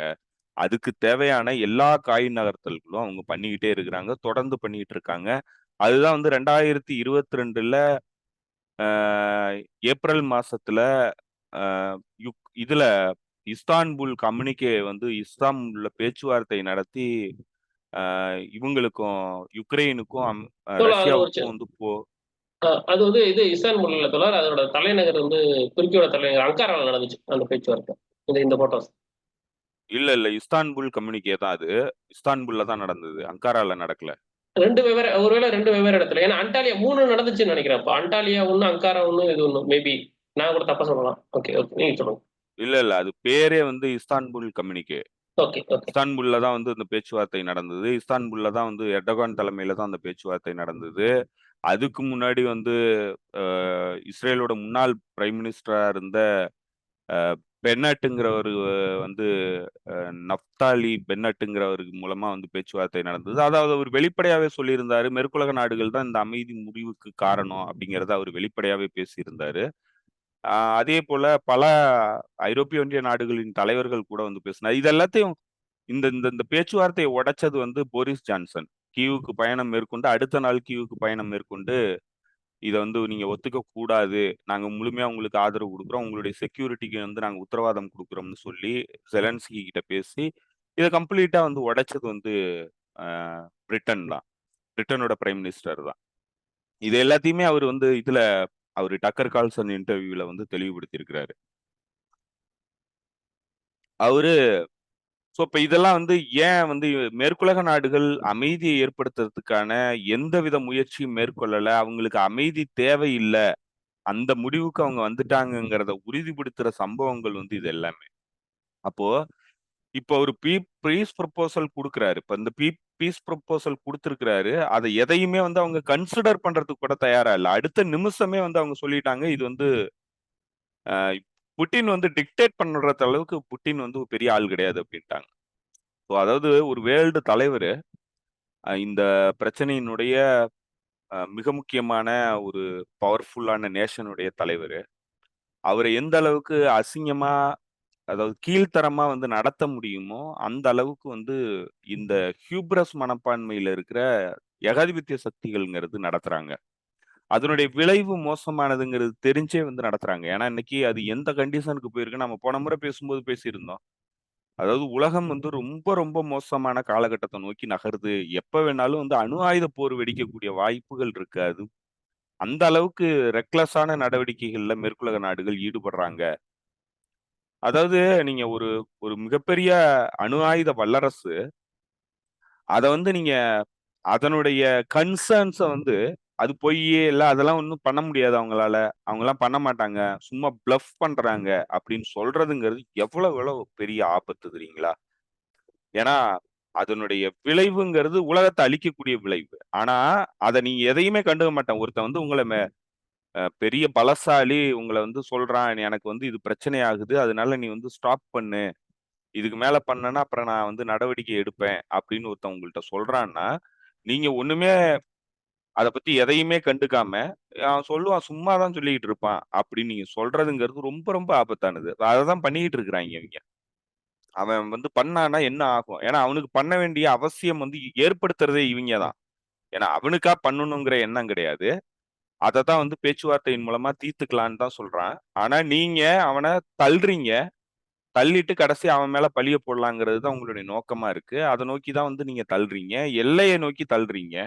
எந்த வகையிலயும் வந்து நீங்க அவன் கூட பீஸ வந்து உருவாக்க முடியாது. அவன அழிக்கணுங்கிறதையே நோக்கமா வச்சு நீங்க செயல்பட்டீங்கன்னா, சம்வேர் டவுன் த லைன் வந்து அவன் வந்து இயங்க வேண்டிய இடத்துல அவன் அவனுடைய பாதுகாப்ப உறுதிப்படுத்த வேண்டிய இடத்துல தான் வந்து இன்னைக்கு ரஷ்யா வந்து தள்ளப்படுது. ஸோ அந்த இடத்துல அது வந்து அதனுடைய எல்லை வரைக்கும் போறதுக்கான எல்லா வாய்ப்புகளையும் வந்து உருவாக்குது. அதுதான் 2ஆம் உலகப் போர்ல 2,70,00,000 மக்கள இழந்த ரஷ்யாவுக்கு அந்த கான்ஸ்டிடியூஷன் வந்து குடுக்குது. இது இந்த இந்த அந்த பயம்ங்கிறது நியாயமானது. ஏன்னா 2ஆம் உலகப் போர்ல மோசமா பாதிக்கப்பட்ட நாடுங்கிறது ரஷ்யா தான். இந்த ரெக்லெஸ் நடவடிக்கையினால. பாசிஸ்ட் எலமென்ட்ஸ் வந்து உருவாக்குன அந்த போர்ல மிகப்பெரிய அளவுக்கு பாதிக்கப்பட்டது. இத்தனைக்கும் இந்த ரஷ்யாவுக்கும் அந்த போருக்கும் எந்த தொடர்பும் கிடையாது. ஆனா அவிங்களா வந்தாய்ங்க. அவிங்களா வந்து அழிக்கிறதுக்கு வந்தாய்ங்க. அதுல பெரிய விலை குடுத்து அந்த நாசி படைகள வந்து அழிச்ச ஒரு நாடு தான் வந்து சோவியத் யூனியன். இப்ப சோவியத் யூனியன் மக்களுக்கு தான் வந்து அந்த அ இந்த நாஜி படைகளுடைய மோசம் என்ன மாதிரியான விளைவுகள வந்து ஏற்படுத்தும். இந்த மாதிரியான போர் நடவடிக்கைகள்ங்கிறது அவங்களுக்கு தான் தெரியும். ஸோ, அப்ப அவங்களுடைய சாவர்னிட்டிக்கு வந்து சிக்கல வந்து உருவாக்குறத வந்து ரெக்லெஸ்ஸா நீங்க பண்ணிக்கிட்டே போனீங்கன்னா, ஏதோ ஒரு கட்டத்துல வந்து அவங்க வந்து அதுக்கு நடவடிக்கை எடுக்க வேண்டிய இடத்துல தள்ளப்படுறாங்க. நீங்க தள்றீங்க அவங்கள. ஸோ, அப்ப அதனால வந்து அவங்க தெளிவுபடுத்துறாங்க. திரும்ப திரும்ப தெளிவுபடுத்துறாங்க. இந்த மாதிரியான நடவடிக்கைகள்ல ஈடுபடாதீங்க. இது வந்து ரொம்ப ரொம்ப ஆபத்தானது. எங்களுக்கு இந்த உரிமைகள வந்து எங்களுடைய கான்ஸ்டிடியூஷன் குடுக்குது. நாங்க வந்து இந்த 2ஆம் உலகப் போர்ல கடுமையா பாதிக்கப்பட்ட நாடு. நாங்க உங்களுக்கு கூட உறவு ஏற்படுத்துறதுக்கான முயற்சியில தொடர்ந்து ஈடுபட்டோம். ஆனா, நீங்க எங்கள எதிரியா தான் பார்த்தீங்க. நாங்களும் எவ்வளவோ முயற்சிகள் மேற்கொண்டோம். உங்கள வந்து நம்பவே முடியல. ஏன்னா, நீங்க வந்து ஒவ்வொரு காலகட்டத்திலயும் வந்து எங்கள அழிக்கணுங்கிறதையே திட்டமா வச்சிருக்கீங்க. அதனால உங்கள வந்து எதிர்கொள்றத தவிர எங்களுக்கு வேற வழி கிடையாது. அந்த இதுக்கு தூண்டுனீங்கன்னா, எங்களுடைய செக்யூரிட்டி, எங்களுடைய இன்டெகிரிட்டிக்கு ஆபத்து வர்ற அளவுக்கு நீங்க தூண்டுனீங்கன்னா, நாங்க வந்து எங்களுடைய எல்லா ஆயுதங்களையும் பயன்படுத்துவோம். அதுல வந்து அணு ஆயுதம் இருக்கு. அது உலகத்தையே அழிக்கக்கூடியது. அந்த எல்லைக்கு நீங்க எங்கள கொண்டு போகாதீங்க அப்படின்னு சொல்லிக்கிட்டு இருக்கிறாங்க. அந்த டயத்துல வந்து அவங்களுடைய அந்த கண்காணிப்பு கோபுரம் ஓவர் த ஹரிசான் ரேடார வந்து தாக்குறாய்ங்க. ஸோ அப்ப எந்த அளவுக்கு ரெக்லெஸ்ஸா நடந்துக்கிறாய்ங்கன்னு பாருங்க. அதாவது எந்தவித பொறுப்புணர்வும் கிடையாது. இதனால ஏற்பட போற விளைவுகள் என்ன? ஒரு அளவுக்கு மீறி வந்து நீங்க கோவத்த உண்டாக்குனீங்கன்னா, அந்த எல்லை தான் என்ன அப்படிங்கிற அளவுக்கு வந்து போகுது உலகம். அந்த அளவுக்கு இந்த இந்த தலைவர்கள் வந்து ரெக்லெஸ்ஸா நடந்துக்கிறாங்க. இப்ப அதனுடைய விளைவு இன்னைக்கு அவரு இந்த பயணங்கள எல்லாத்தையும் மேற்கொள்றாரு. அப்போ அவரு இதுல பல விஷயங்கள தெளிவுபடுத்தியிருக்காரு. இப்ப இதுல இந்த ஸ்பீச்ல வந்து அவரு இந்த பீஸ் ப்ரொபோசல குடுத்திருக்கிறாரு. இத உடனடியா மறுத்துட்டாய்ங்க. ஆஸ்டின் பேசுறாரு. அ அமெரிக்காவுடைய செக்யூரிட்டி டிஃபென்ஸ் செக்ரட்டரி ஆஸ்டின் வந்து பேசுறாரு. எக்ஸாக்ட்லி இந்த மாதிரியான பிஹேவியர் தான் வந்து நாங்க அ பண்ண முடியாதுங்கிறோம். நீங்க உடனே வந்து ஒரு நாட்டினுடைய எல்லைய வந்து சேர்த்துக்கிட்டு, இதுதான் வந்து எல்லை. இத வந்து நீங்க உள்ளுக்கு நாங்க எங்களுக்கு குடுத்துறணும் அப்படின்னு சொல்ற இந்த நடவடிக்கைகள நாங்க வந்து ஏத்துக்க முடியாது. புட்டினுக்கு வந்து எந்தவித ரைட்ஸும் கிடையாது. அவரு எதையும் டிக்டேட் பண்ண முடியாது. அந்த மாரி டிக்டேட் பண்றத வந்து நாங்க அனுமதிக்க மாட்டோம். அவருக்கு அந்த அந்த உரிமை கிடையவே கிடையாது அப்டின்றாங்க. இப்போ இவங்க இப்ப அததான் வந்து புட்டின் வந்து மீண்டும் வந்து தெளிவுபடுத்துறாரு. இப்போ இவங்க இவ்வளோ காலம் எப்படி நடந்துக்கிட்டாங்க? அதாவது கோல்டு வார் முடிவுக்கு அப்புறம். கோல்டு வார்ல இவங்க வெற்றி அடைஞ்சாங்க. கோல்டு வார் வெற்றிய வந்து எப்படி வந்து இவங்க வந்து அ அ அதாவது பிராக்டிஸ்க்கு கொண்டு வந்தாங்கன்னா, இவங்க பண்றது தான். இவங்க சொல்றது தான் வந்து சட்டம். இவங்கள கேட்டு தான் நடக்கணும். ஏன்னா, இவங்க வந்து போர்ல வெற்றி அடைஞ்சவங்கங்கிறதுனால. ஆனா இன்னைக்கு போர்ல வெற்றி அடையக்கூடிய ரஷ்யா வந்து எதையும் டிக்டேட் பண்ண முடியாது. இந்த பிஹேவியர நாங்க ஏத்துக்க மாட்டோம் அப்படின்னு சொல்லி இவங்க சொல்றாங்க. இப்போ ஒரு இடத்துக்கு இவங்களுக்கு சாதகமா இருக்கும்போது வந்து இவங்க டிக்டேட் பண்ணுவாங்க. இன்னைக்கு உலகத்தினுடைய பாலிடிக்ஸே வந்து டிக்டேட் பண்ணிக்கிட்டு இருந்த நாடு 30 வருஷமா டிக்டேட் பண்ணிக்கிட்டு இருந்த நாடு அமெரிக்கா. ஆனா இன்னைக்கு வந்து அவங்க வேற ஒரு நாடு வந்து டிக்டேட் பண்றதுக்கு முடியாதுன்னா, அவங்களுக்கு இருக்கிற அந்த அந்த கலோனியல் மனநிலை வந்து அதுல தெளிவா வெளிப்படுது. அவங்களால ஏத்துக்கவே முடியல. இவன் எப்புட்றா என்னைய கேள்வி கேட்கலாம்? அப்படிங்கிற இங்க உயர் ஜாதிக்காரனுங்க வந்து பாதிக்கப்பட்ட தாழ்த்தப்பட்ட மக்கள வந்து கேள்வி எழுப்புவாய்ங்கல்ல. இவன் எப்படி கேட்கலாம்? அவன் என்ன அவ்வளோ பெரிய ஆளா? அப்படின்னு சொல்ற மாதிரி தான் வந்து இப்ப இவங்களுடைய நடவடிக்கைகள்ங்கிறது இவங்க வந்து வெளிப்படுத்துறாங்க. இந்த பீஸ் ப்ரொபோசலுக்கு பதில் குடுக்கும்போது. ஆனா, இத வந்து ஏத்துக்கிட்டு இதுக்கு மேல பேச்சுவார்த்தை நடத்தி இது எல்லாத்தையும் ஒத்துக்கணுன்ற அவசியம் கிடையாது. இதுல அட்லீஸ்ட் ஒரு முயற்சியாவது மேற்கொள்ளலாம். அந்த முயற்சி கூட மேற்கொள்றதுக்கு அவங்க தயாரா இல்ல. அப்ப அதுலேருந்து என்ன தெரியுதுன்னா, அவங்களுக்கு வந்து அமைதி அவசியமானது இல்ல. யுக்ரைன் மூலமா வந்து ரஷ்யாவுக்கு எவ்வளவுக்கு எவ்வளவு வந்து கடுமையான அ சிக்கல உருவாக்க முடியுமோ, அத எல்லாத்தையும் பண்ணணுங்கிறத தான் வந்து திட்டமா வச்சு அவங்க செயல்படுறாங்கங்கிறது தெரியுது. இப்ப அந்த இடத்துல தான் அவரு வந்து பல்வேறு வேற விஷயங்கள் வந்து இதுல அவருடைய ஸ்ட்ராட்டஜில வந்து கொண்டு வராரு. அப்ப அவரு அப்ப இந்த விஷயங்கள் எல்லாத்தையும் தெளிவுபடுத்துறாரு. அவரு வந்து அடுத்து சொல்றாரு, ஒரு காலகட்டம்ங்கிறது சோவியத் யூனியனுடைய வீழ்ச்சிக்கு அப்புறம் ஒரு காலகட்டம் வந்து உருவானுச்சு. அமைதியான காலகட்டம். அந்த காலகட்டத்த சரியா பயன்படுத்தியிருந்தா, உலகம் வந்து இன்னைக்கு இந்த மாதிரியான ஒரு மோசமான காலகட்டத்துக்குள்ள போயிருக்காது. இவ்வளோ ஆபத்துகள நோக்கி நகர்ந்திருக்காது அப்படின்றாரு. அப்ப அதுல அவரு என்ன சொல்றாருன்னா, அமெரிக்காவுக்கு கிடைச்ச அந்த வாய்ப்ப, அன்னைக்கு போட்டியாளர்களே இல்லாத அந்த வாய்ப்ப அமெரிக்கா முழுமையா வந்து மிஸ்யூஸ் பண்ணிருச்சு. மேற்கத்திய நாடுகள் முழுமையா மிஸ்யூஸ் பண்ணிட்டாங்க. அப்போ எல்லாருடைய கன்சர்ன்ஸையும் எடுத்து இந்த உலகத்தினுடைய செக்யூரிட்டி ஆர்டர வந்து உருவாக்கி இருக்க முடியும். அத வந்து அவங்க தவற விட்டுட்டாங்க. அதனுடைய விளைவு தான் இன்னைக்கு உலகம் வந்து மிக, மிக ஆபத்தான ஒரு காலகட்டத்த நோக்கி நகர்ந்திருக்கு. ஸோ, அதனால இத வந்து இனிமே எல்லாரும் வந்து ஏற்றுக்கொள்ளக்கூடிய, எல்லா பார்ட்னர்ஸும் ஏற்றுக்கொள்ளக்கூடிய ஒரு புது உலக ஒழுங்க செக்யூரிட்டி ஆர்டர வந்து உருவாக்க வேண்டிய தேவை ஏற்பட்டிருக்கு. அதற்கான காலம் வந்து வந்துருச்சு அப்டின்றாரு. இப்போ இதுதான் வந்து அவர் சொல்ற இந்த மல்டிலேட்டரலிசம், மல்டிபோலாரிட்டி வேர்ல்டு. இப்போ இத வந்து அவங்க இப்போ உறுதிப்படுத்திட்டாங்க. இனிமே வந்து இதுதான் வந்து தீர்வு. இந்த உலகத்தினுடைய பிரச்சனைகள வந்து தீர்க்கறதுக்கு ஒரு காம்ப்ரஹென்சிவான உலக நாடுகளுடைய ஒப்பீனியனோட சேர்ந்த பல்வேறு நாடுகள் இணைந்து உருவாக்கக்கூடிய ஒரு புது செக்யூரிட்டி ஆர்டர் வந்து தேவை அப்படிங்கிறத அவரு ஆ தெளிவுபடுத்துறாரு. இப்ப அமெரிக்காவுக்கு கிடைச்ச வாய்ப்பு வந்து போயிடுச்சு. இனிமே வந்து அமெரிக்கா அதெல்லாம் டிக்டேட் பண்ண முடியாது. இனிமேலும் இந்த இன்ஜஸ்ட் குளோபல் ஆர்டர்ங்கிறது நிலை பெற முடியாது. அதனால இத மாற்ற வேண்டிய காலம் வந்துருச்சு. அதுக்கான பணிகள்ல நம்ம முழுமையா வந்து ஈடுபடணும் அப்படிங்கிறத சொல்றாரு. ஸோ அந்த புது குளோபல் செக்யூரிட்டி ஆர்டர் உருவாக்க வேண்டிய அவசியம் வந்து வந்துருச்சு அப்படிங்கிறத இந்த இந்த இந்த பேச்சுகள்ல வந்து அவரு மிக தீவிரமா வந்து பேசுறாரு. அப்ப அதனுடைய அர்த்தம் என்னன்னா, இப்ப நீங்க வந்து ஏற்கனவே 91ல சோவியத் யூனியன்ங்கிற ஒரு எதிரி நாடு டிஸ்மேண்டில் பண்ணிட்டாங்க. டிஸ்இன்டகிரேட் பண்ணிட்டாங்க சோவியத் யூனியன. ஐடியாலஜிக்கல் டிஃபரன்ஸ்ல இருந்தது. அதுதான் காரணம். அது வந்து அத்தாரிட்டேரியன் சொசைட்டி அப்படிங்கிறதெல்லாம் வந்து காரணமா சொன்னாங்க. அத வந்து எதிரியா கட்டமைச்சாங்க. அந்த நாட்ட வந்து டிஸ்இன்டகிரேட் பண்ணிட்டாங்க. பண்ணதுக்கு அப்புறம் இந்த 30 ஆண்டு காலத்துல அவங்க ஒரு தனி அதாவது முழுமையான ஆ மோனோபோலிஸ்டிக் பவரா உலகத்தினுடைய பவரா வந்து இருந்த இந்த காலகட்டத்த அவங்க இத ஆக்டிவா இந்த உலகத்தினுடைய பாதுகாப்புக்காகவும், இந்த உலகத்தினுடைய வளர்ச்சிக்காகவும் இந்த பயன்படுத்த வேண்டிய இந்த காலகட்டம். ஏன்னா போட்டியே கிடையாது.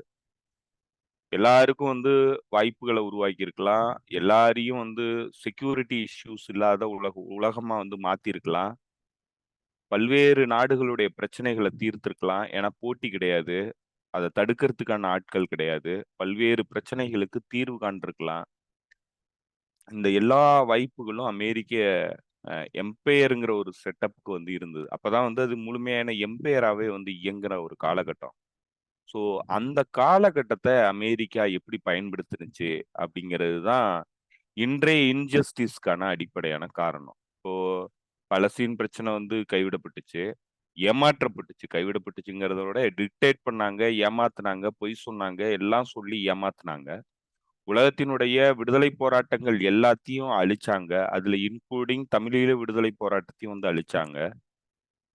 இப்படி பல்வேறு நாடுகள்ல ஜஸ்டிஸ வந்து குடுக்க வேண்டிய பொறுப்புல இருந்த அமெரிக்க அ அ சூப்பர் பவர்ங்கிறது, அதுக்கு ஆப்போசிட்டா என்ன பண்ணுச்சுன்னா, தன்னுடைய கொள்ளையடிப்புக்காகவும், தன்னுடைய அ அந்த ஹிஜோமெனிக் இன்ட்ரெஸ்ட் வந்து எந்த இடத்துலயும் வந்து வீழ்ந்துறக்கூடாதுங்கிறதுக்காகவும் வந்து அன்ஜஸ்ட் நடவடிக்கைக்கான போர்கள வந்து ஆரம்பிச்சது.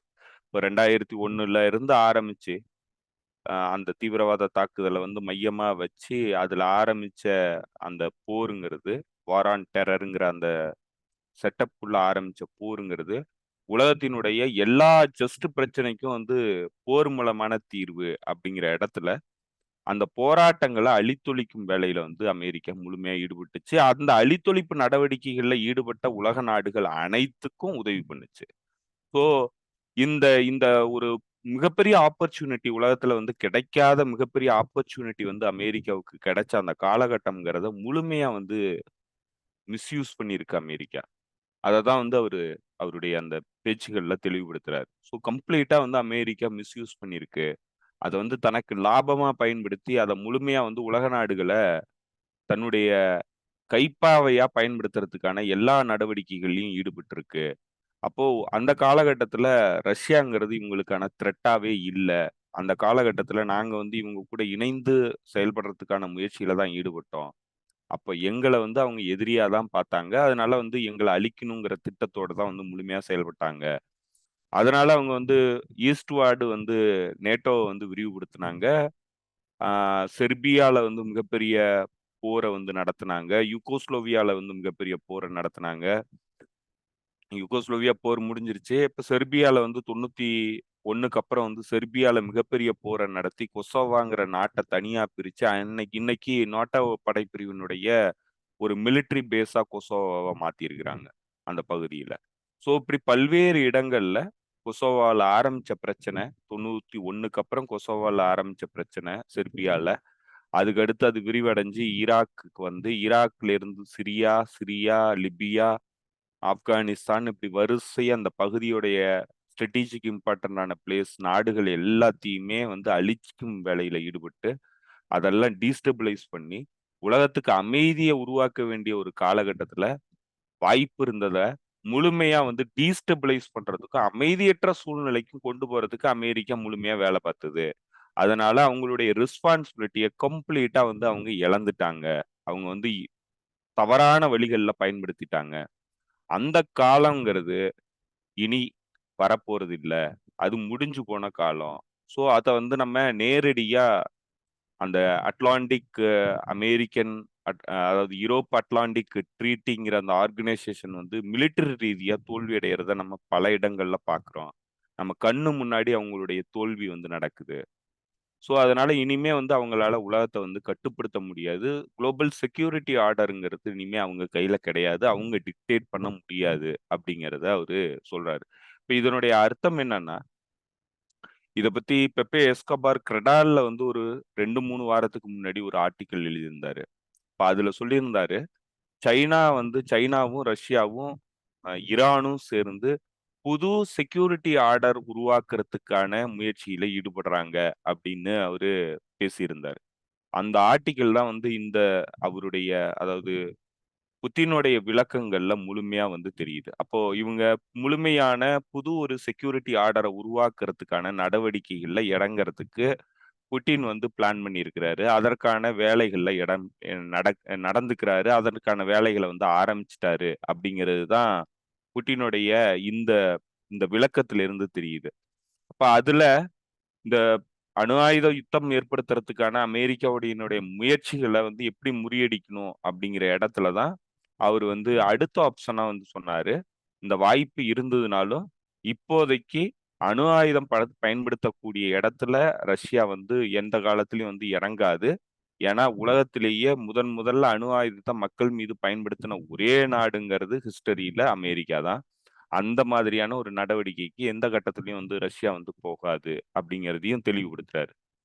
தெளிவுபடுத்திட்டு, இதுக்கு கவுண்டர் ஸ்ட்ராட்டஜி வைக்கணுங்கிற இடத்துல அவர் சொல்றாரு, நாங்க வந்து அசிமெட்ரிக்கல் வார்ஃபேர்ல அமெரிக்கா மாதிரி ஈடுபடுறதுக்காக தயங்க மாட்டோம் அப்படின்னு சொல்றாரு. அந்த அசிமெட்ரிக்கல் வார்ஃபேர்ங்கிறதோட அர்த்தம் என்னன்னா, இப்ப அமெரிக்கா எப்படி யுக்ரைனை பயன்படுத்தி ரஷ்யாவை வந்து ப்ளீட் பண்றதுக்கான முயற்சியில ஈடுபடுதோ, ரஷ்யா வந்து ஆஹ், தோற்கடிக்கிறது, இல்ல ரொம்ப காயப்படுத்துறது, ரொம்ப மோசமான பாதிப்புகளை ஏற்படுத்துறது அப்படிங்கிற இடத்தை நோக்கி தள்ளுதோ, அதே மாதிரி அமெரிக்காவுடைய இன்ட்ரெஸ்ட்டுக்காகவும், அமெரிக்காவுடைய ஆஹ், ராணுவ தளங்கள் மீதும் தாக்குதல் நடத்துறதுக்கு, அமெரிக்காவினுடைய எதிரி படைகளுக்கு ஆயுதங்கள் குடுக்கறதுக்கு நாங்க தயங்க மாட்டோம் அப்படிங்கிறத சொன்னாரு.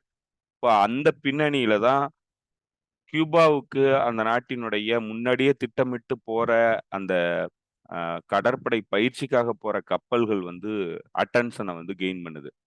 இப்ப ஏன்னா அவரு சொன்னதுக்கு அப்புறம் வந்து அது நடந்ததுனால எல்லாருமே வந்து அதுதான் அதனுடைய விளைவு தான். அது ஒரு சிம்பாலிக்கான ஒரு இதுதான் அப்படிங்கிற அளவுக்கு வந்து பேசுனாங்க. ஆனா அது வந்து ஏற்கனவே முன்னாடியே திட்டமிடப்பட்டது தான். நீண்ட காலத்து திட்டத்துல இருந்த ஒரு நிகழ்வு தான்.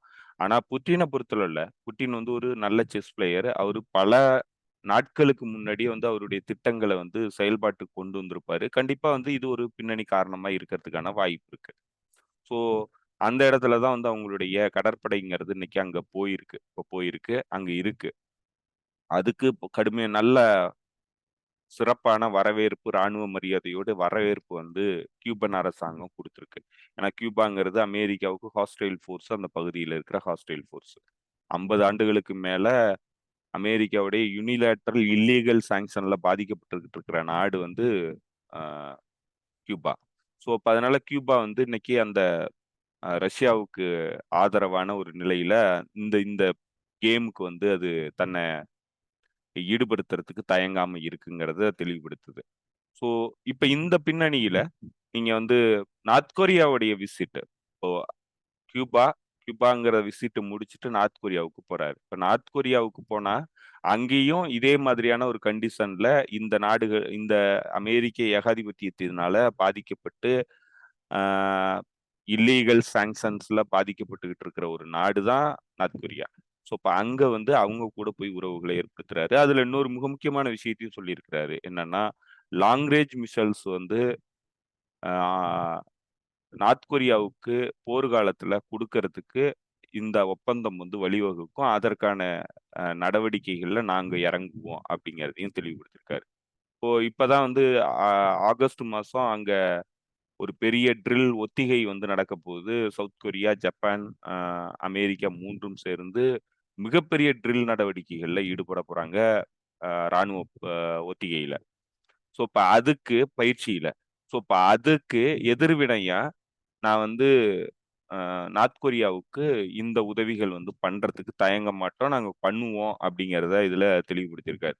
ஸோ இப்ப இதுல பல ஈக்குவேஷன்ஸ் வந்து அவரு சால்வ் பண்றாரு. எல்லா பிரச்சனைகளையும் வந்து அவரு அ இவங்க என்னென்ன ஸ்ட்ராட்டஜி வைக்கிறாங்களோ, அது எல்லாத்துக்கும் வந்து எதிர் ஸ்ட்ராட்டஜி வந்து அவரு வைக்கிறாரு.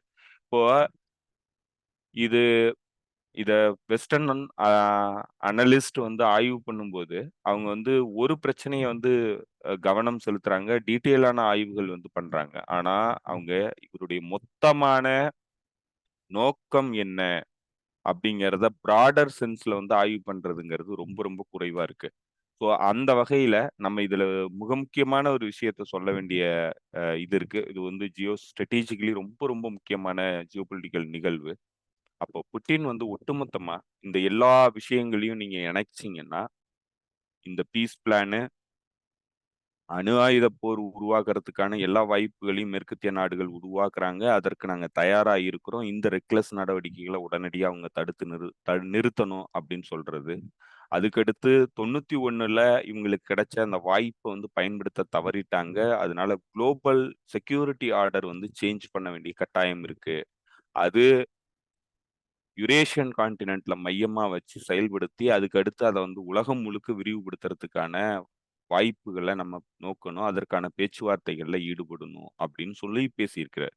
ஸோ, இப்ப அந்த செக்யூரிட்டி ஆர்டர், குளோபல் செக்யூரிட்டி ஆர்டர்ங்கிறது அமெரிக்கா இன்னைக்கு இஸ்ரேலுடைய போர்ல, அதாவது காசாவுக்கு எதிரான இஸ்ரேல் போர்ல யமன் அன்சாருல்லா அமைப்பு கிட்ட தோல்வி அடையுது.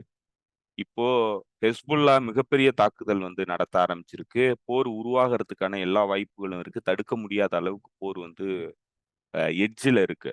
ஸோ அங்க வந்து மிகப்பெரிய தடுமாற்றத்தை வந்து மேற்கத்திய அணி வந்து எதிர்கொள்ளுது. ரஷ்யால ஏற்கனவே இந்த நாடு வந்து இந்த இந்த அணி வந்து வெற்றி பெற முடியாத அளவுக்கு மிகப்பெரிய சிக்கல்ல இருக்கு.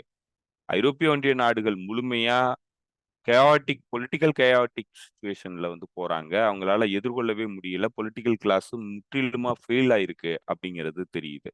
ஸோ இப்படி பல்வேறு வகையில ஒரு மிக முக்கியமான மாற்றத்தை நோக்கி இந்த வந்து உலகம் வந்து நகருது. இப்ப இததான் வந்து நம்ம இது எல்லாத்துலயும் ஒட்டுமொத்தமா கூட்டி பார்க்கும்போது, இது எல்லாமே நடந்துகிட்டு இருக்கு. இது நல்லா நடந்துகிட்டு இருக்கிற இந்த டயத்துல அவரு செக்யூரிட்டி ஆர்டர் சேஞ்ச் பண்ணணும் அப்படின்னு சொல்றது வந்து மிக மிக அவசியமானது. அதுதான் வந்து இங்க பிரதானமானது. அப்போ குளோபல் ஆர்டர் சேஞ்ச் அமெரிக்காவுடைய டாமினன்ஸ் இதோட முடிவுக்கு வந்துருச்சு. அத வந்து தங்கள் கையில எடுத்து அது வந்து ஒரு மல்டிலேட்ரலா வந்து நடக்கணும். எல்லாருக்கும் மியூச்சுவலான பெனிஃபிட் இருக்கணும். யாரும் அதுல வந்து ஆதிக்கம் செலுத்தக்கூடாது. அப்படிங்கிற ஒரு ஆர்டர நோக்கி நகரணும் அப்படிங்கிறது தான் இவர் வந்து சொல்றது. ஒட்டுமொத்தமா பார்த்தீங்கன்னா, இதுதான் வந்து இந்த ஆர்டர் தான் வந்து உலகத்தினுடைய அமைதிய வந்து ஏற்பட விடாம தடுக்கிறது இந்த ஆர்டர் தான். ஸோ இந்த ஆர்டர டிஸ்மாண்டில் பண்ண வேண்டிய காலம் வந்துருச்சு. இந்த வாய்ப்ப வந்து தவறா பயன்படுத்தின அமெரிக்காவினுடைய யூனிபோலாரிட்டிங்கிறது முடிவுக்கு வர வேண்டிய காலம் வந்துருச்சு. அதற்கான வேலைகள்ல நம்ம இறங்குறோம். அதே நேரத்துல அவங்க இத தடுக்கிறதுக்கான போர் நடவடிக்கைகள், அந்த ரெக்லெஸ் நடவடிக்கைகள பண்ணாங்கன்னா, அதுக்கு எப்படி எதிர்கொள்ளணுமோ, அதுக்கும் நாங்க தயாரா இருக்கிறோம். அது சிம்மெட்ரிக்கல் வேயா, இல்ல அசிம்மெட்ரிக்கல் வேயா இருந்தாலும் பரவால்ல. நாங்க எதுவா இருந்தாலும் எதிர்கொள்றதுக்கு தயாரா இருக்கிறோம். அதனால நாங்க வந்து முன்களத்துல நின்னு இந்த மாற்றத்த கொண்டு வர்றதுக்கான நடவடிக்கைகள்ல முழுமையா ஈடுபட போறோம். அதற்கான ஆரம்ப புள்ளி தான் இந்த பீஸ் ப்ரொபோசல் அப்படின்னு அவரு குடுத்திருக்கிறாரு. இப்ப இந்த பீஸ் ப்ரொபோசல் ரிஜெக்ட் பண்றதுக்கான எல்லா பாசிபிலிட்டீஸும் இருக்கு அப்படிங்கிறது புத்தினுக்கு தெரியும். இது நிராகரிக்கப்படுங்கிறது அவருக்கு தெரியும். இருந்தாலும் ஆன் த ரெக்கார்ட் பப்ளிக் ஸ்பேஸ்ல இந்த மாதிரி ஒரு வாய்ப்பு இருக்கு. இத வந்து தடுத்து நிறுத்துறதுக்கான வாய்ப்பு உங்களுக்கு மீண்டும் வழங்கப்படுது. அதனால இந்த அமைதிய வந்து கொண்டு வரதுக்கான முயற்சியில நீங்க ஈடுபடுங்க. இத தவற விட்டீங்கன்னா, அமைதிய உங்க கையில இருந்து எந்த காலத்திலயும் நாங்க எதிர்பார்க்க போறதில்ல. அதனால இதுதான் உங்களுக்கு கிடைக்கிற கடைசி ஆஃபர். இத நீங்க ஆர்டர் சேஞ்சுங்கிறது ஸ்மூத்தான டிரான்சிஷனா இருக்கும். இல்லன்னா, இது மிகப்பெரிய அழிவை கொண்டு வரக்கூடிய டேஞ்சரஸ் ஜோனுக்குள்ள நம்ம என்டர் ஆகுறோம். ஆனா, அத எந்த வகையிலயும் நாங்க ஹெசிடேட் பண்ண மாட்டோம். நாங்க வந்து தொடர்ந்து இந்த ஆர்டர சேஞ்ச் பண்றதுக்கான எல்லா நடவடிக்கைகள்லயும் ஈடுபடுவோம். அத எந்த வகையில நீங்க எதிர்த்தீங்கனாலும், அத தடுக்கக்கூடிய வல்லமை எங்கள்ட்ட இருக்கு. அத நாங்க பண்ணி தான் தீருவோம். அப்படிங்கிறது தான் அவர் சொல்ற தகவல். இப்ப இதுல மேற்கத்திய நாடுகள் வந்து இத நிராகரிச்சுட்டாங்க. கம்ப்ளீட்டா எடுத்த உடனே வந்து நிராகரிச்சுட்டாங்க. அப்ப அதுலேருந்து உங்களுக்கு தெரியுது. இது வந்து நான் வேற ஒரு விஷயத்திலயும் நீங்க பொருத்தி பார்த்தீங்கன்னா தெரியும். போன முறை ஷி ஜின்பிங் விசிட் பண்ணும்போது அப்ப ஷி ஜின்பிங் வந்து ஒரு மிக முக்கியமான ஆஃபர் வந்து அமெரிக்காவுக்கு வச்சாரு. இந்த குளோபல் ஆர்டர்ங்கிறது சேஞ்ச் ஆகுது. மல்டிலேட்டரல் ஆர்டரா சேஞ்ச் ஆகுது. மல்டிபோலார் ஆர்டரா சேஞ்ச் ஆகுது. அந்த ஆர்டர வந்து ஸ்மூத்தா வந்து நம்ம டிரான்சிட் பண்ணணும். அதனால அமெரிக்காவுடைய இன்ட்ரெஸ்டையும் கருத்தில் கொண்டு, நம்ம அதற்கான முயற்சியில 2 நாடுகளும் இணைந்து, உலகத்தினுடைய மற்ற பவர்களோட இணைந்து, இந்த மாற்றத்த நம்ம கொண்டு வரணும். அப்படிங்கிற ஒரு ஆஃபர வந்து குடுத்தாரு. அது ஸ்மூத்தா, பீஸ்ஃபுல்லா வந்து இந்த மாற்றத்த வந்து நம்மளால கொண்டு வர முடியும். அப்படிங்கிற ஒரு வாய்ப்ப வந்து ப்ரொபோசலா குடுத்தாரு.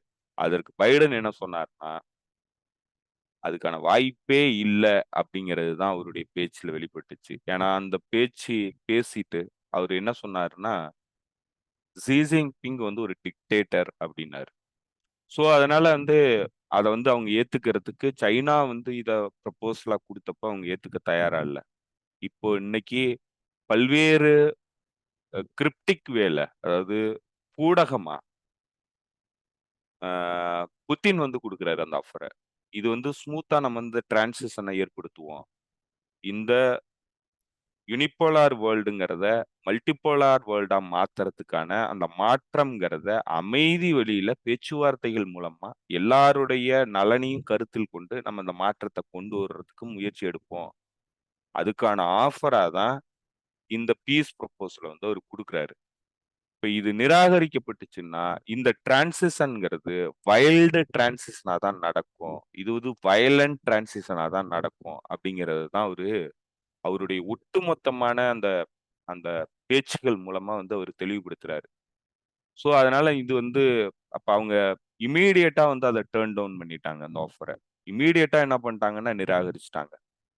நிராகரிச்சதனுடைய விளைவு அவரு தெளிவுபடுத்தின பரிகாரம், அடுத்து இது வயலன்ட்டான டிரான்சிஷனா தான் நடக்க போகுது. இந்த மாற்றம்ங்கிறது ரொம்ப ரொம்ப வன்முறையான மாற்றமா தான் நடக்க போகுது. இப்ப அத எதிர்கொள்றதுக்கு அமெரிக்காவும் தயாரா இருக்கு. இது ஒரு பகுதியில மட்டும் இல்ல. ரஷ்யால வந்து இப்ப இந்த போர் வந்து தீவிரமடையும். யுக்ரைன்ல வந்து தீவிரமடைய போகுது. அததான் அவரு ஹிண்ட் பண்றாரு. அதே மாதிரி மேற்காசியால யுக்ரைன் இது இஸ்ரேலுக்கு எதிரான மற்ற நாடுகளுடைய போர் வந்து தீவிரமாக போகுது. ரெசிஸ்டன்ஸ் அமைப்புகள் வந்து அவங்களுடைய போரை வந்து தீவிரப்படுத்த போறாங்க. அமெரிக்காவுக்கு எதிரான போருங்கிறது யமன் அன்சாருல் அமைப்பு தீவிரப்படுத்த போகுது. ஹெஸ்புல்லா இஸ்ரேலுக்கு மட்டும் எதிரா இல்ல, சைப்ரஸ்க்கு எதிரான போரையும் வந்து தொடங்குறதுக்கு தயாரா இருக்கு. இந்த போர் வந்து அடுத்த கட்டத்தை நோக்கி நகர்ந்ததுன்னா, சைப்ரஸ்க்கு எதிரான தாக்குதலும் பண்ணப்படும். ஸோ அந்த அளவுக்கு வந்து அவரு தெளிவுபடுத்திட்டாரு ஹசன் நஸ்ரல்லா. ஸோ அதனால வந்து இது இந்த இந்த இந்த டிரான்சிஷன்ங்கிறது குளோபல் டிரான்சிஷன்ங்கிறது பவர் டிரான்சிஷன்ங்கிறது இப்போ மையம் கொண்டு நடக்குது. இப்ப இந்த மையம் கொண்டு நடக்கிற இடத்துல இத வந்து ஸ்மூத்தா டிரான்சிட் பண்றதுக்கு அமெரிக்க, மேற்குலக நாடுகள் விருப்பம் இல்லாம இருக்காங்க. அத அவங்க வயலன்ட்டா மாத்துறதுக்கான முயற்சியில தான் வந்து உலகம் முழுக்க வந்து ஈடுபடுறாங்க. அததான் வந்து அவங்க தாய்வானுக்கான வெப்பன் சப்ளை வந்து இப்ப பண்றாங்க. ஸோ அதனால பல்வேறு பகுதிகள்ல அமெரிக்கா இந்த டிரான்சிஷன ஸ்மூத்தா இடம்பெறதுக்கு விரும்பல. அது போர்கள உருவாக்குறதுக்கான முயற்சியில முழுமையா ஈடுபட்டிருக்கு. அததான் நோக்கி நகருதுங்கிறது இந்த ப்ரொபோசல வந்து அவங்க நெக்லெக்ட் பண்ணதுலேருந்தே தெரியுது. அவங்க புட்டினுடைய வார்த்தைகள வந்து அவர் பெருசா நினைக்கல. அதனால புட்டின் வந்து அதற்கான பயணங்கள மேற்கொள்ள ஆரம்பிச்சிருக்கிறாரு. இப்போ அதுக்கு தான் வந்து அவரு நார்த் கொரியா போறாரு. அதுக்கு தான் அவரு வியட்நாம் போறாரு. அடுத்தடுத்த பயணங்கள மேற்கொள்ள போறாரு. இது ஒட்டுமொத்தமா மல்டிபோலாரிட்டிய வந்து நோக்கி பயணம் மேற்கொள்றதுல அந்த டிரான்சிஷன் பீரியடுங்கிறது ஆரம்பிச்சிருச்சு. அதனுடைய சகிம்சையா தான் புட்டின் வந்து இவ்வளவு விளக்கங்களும் குடுத்திருக்கிறாரு. இப்ப இந்த விளக்கங்கள்ல நீங்க இத எல்லாத்தையும் ஒன்று திரட்டி பார்த்தீங்கன்னா, இந்த விளக்கங்கள் தான் அவருடைய ஸ்பீச்சஸ்ல இருக்கு. அப்போ இந்த டிரான்சிஷன்ங்கிறது தவிர்க்க முடியாதது. இது நடக்கணும். இதுதான் வந்து ஜஸ்ட் டிரான்சிஷன். அதாவது நியாயமான, நீதியான ஒரு மாற்றம்ங்கிறது இந்த மாதிரியான ஒரு உலக ஒழுங்கு தான். எல்லாருடைய செக்யூரிட்டியும் அதுல இருக்கணும். ஒருத்தருடைய செக்யூரிட்டிக்காக இன்னொருத்தருடைய செக்யூரிட்டிய வந்து பாதிப்புள்ளாக்க கூடாது அப்படிங்கிறத அவரு தெளிவுபடுத்துறாரு. அதுதான் அடுத்த அ குளோபல் செக்யூரிட்டி ஆர்டரா இருக்கணும் அப்படிங்கிறத அவரு தெளிவா சொல்லியிருக்கிறாரு. இப்ப இத ஏத்துக்க போறாய்ங்களா? ஏத்துக்க மாட்டாய்ங்க. ஏன்னா இவிங்க வந்து என்ன சொல்றாய்ங்கன்னா, "இல்ல இதெல்லாம் முடியவே முடியாது. நாங்க தான் வந்து உலகத்தினுடைய பவரா இருப்போம். இன்னமும் யூனிபோலார் வேர்ல்டு தான். இந்த மாற்றத்த வந்து நாங்க அனுமதிக்க மாட்டோம். உங்களால முடிஞ்சதுன்னா நீங்க மாத்தி பாருங்க." அப்படிங்கிறத காட்டுற ஒரு இடமா வந்து எங்கெங்க நடக்குதுன்னா, யுக்ரைன்ல ஆ கிட்டத்தட்ட $100 பில்லியன் மேல வந்து குடுக்குறாங்க. அதேபோல அ இஸ்ரேலுக்கு ஆயுத உதவிகள் வழங்கி இனப்படுகொலை தீவிரமா பண்ண வைக்கிறாங்க. ஹிஸ்புல்லாவுக்கு எதிரான போருக்கும் வந்து தயாராகுறாங்க. ஸோ, அதனால இந்த உலகம் வந்து மாற்றம் வந்து நடக்குது. அதனால இது வந்து வைல்டா தான் நடக்கப் போகுது. வயலன்ட்டா தான் நடக்கப் போகுது.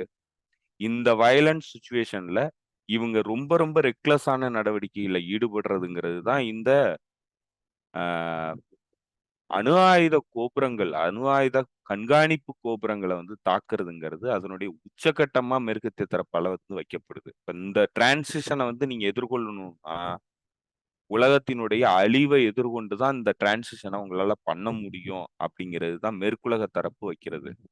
இப்ப அத வந்து எப்படி எதிர்கொள்றதுங்கிறதுல தான் புட்டின் வந்து எல்லா பார்ட்னர்ஸ் கூடயும் பேச்சுவார்த்தை நடத்துறாரு.